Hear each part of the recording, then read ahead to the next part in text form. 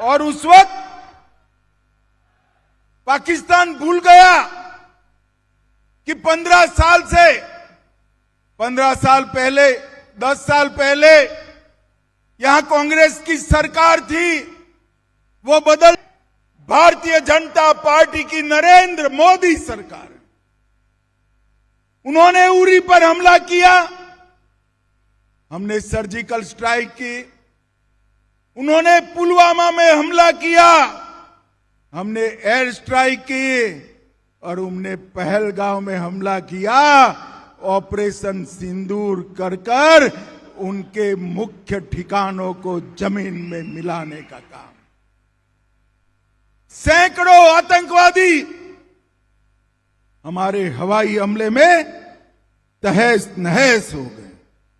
और भाइयों और बहनों, ऑपरेशन सिंदूर ने हमेशा के लिए पूरी दुनिया, न केवल पाकिस्तान, पूरी दुनिया में एक संदेश भेजा है कि भारत की सेना, भारत की जनता और भारत की सीमा इसके साथ छेड़खानी नहीं करते, वरना नतीजे भुगतने पड़ते हैं, नतीजे भुगतने।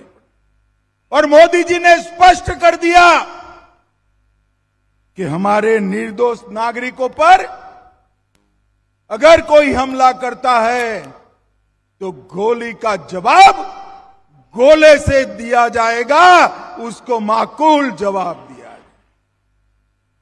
7 मई को 1:04 पर 9 आतंकवादी स्थानों को 22 मिनट में नष्ट कर उनके हेडक्वार्टर को भी उड़ाने का काम वीर भारतीय सेना ने किया। 8 तारीख को पाकिस्तान ने ड्रोन और मिसाइल से हमले किए, मगर हमारी एयर डिफेंस सिस्टम इतनी पुख्ता थी, एक भी मिसाइल से एक भी ड्रोन भारत की जमीन को छू नहीं पाया, हवा में ही समाप्त कर। और 9 तारीख को जिन हवाई अड्डों से मिसाइल्स और ड्रोन उड़ाए थे, वो पाकिस्तान के एयर डिफेंस सिस्टम और हवाई अड्डों को हमारी सेना के मिसाइल्सों ने पूर्णतया क्षतिग्रस्त करने का काम कर दिया।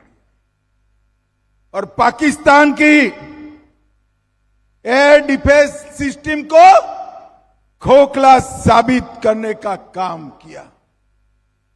और मित्रों, ये ऑपरेशन को मोदी जी ने नाम दिया ऑपरेशन सिंदूर, और पूरी दुनिया में संदेश भेजा, हमारी बहनें, माताओं का, हमारी बेटियों का माथे का सिंदूर सस्ता नहीं है। इस सिंदूर को कोई क्षति पहुंचाएगा, उसको खून से जवाब देना पड़ेगा। और ऑपरेशन सिंदूर ने फिर से एक बार भारत की अपनी सीमाओं की रक्षा की प्रतिबद्धता को पूरी दुनिया के सामने उजागर किया। और मोदी जी ने सिद्ध कर दिया, ये नया भारत है। 2047 में हमें विकसित भारत तो बनना है, पर ऐसा भारत भी बनाना है जिसके सामने कोई आंख उठाकर देख न पाए, ऐसे भारत की रचना कर। जब ऑपरेशन सिंदूर चल रहा था, तभी एक ऑपरेशन ब्लैक फॉरेस्ट भी चल रहा था। छत्तीसगढ़ में 5000 फुट ऊंची पहाड़ी पर नक्सलवादियों के अड्डों को हमारी सीआरपीएफ, छत्तीसगढ़ पुलिस और बीएसएफ ने मिलकर ध्वस्त कर दिया। 31 नक्सली मारे गए। और उसके बाद अब तक और 36 नक्सली मारे गए। कई सरेंडर हुए, कई गिरफ्तार हुए। और आज मैं शिवाजी महाराज की भूमि से कहकर जाता हूं, 31 मार्च 2026 ये देश की धरती पर से हम नक्सलवाद को समाप्त कर देंगे। भाइयों बहनों, नरेंद्र मोदी जी ने सिंधु जल समझौता भी रद्द कर दिया, जो जवाहरलाल जी कर गए थे। मोदी जी ने स्पष्ट कर दिया, खून और पानी एक साथ नहीं बहेंगे। पाकिस्तान के सारे व्यापार के दरवाजे भी बंद कर दिए।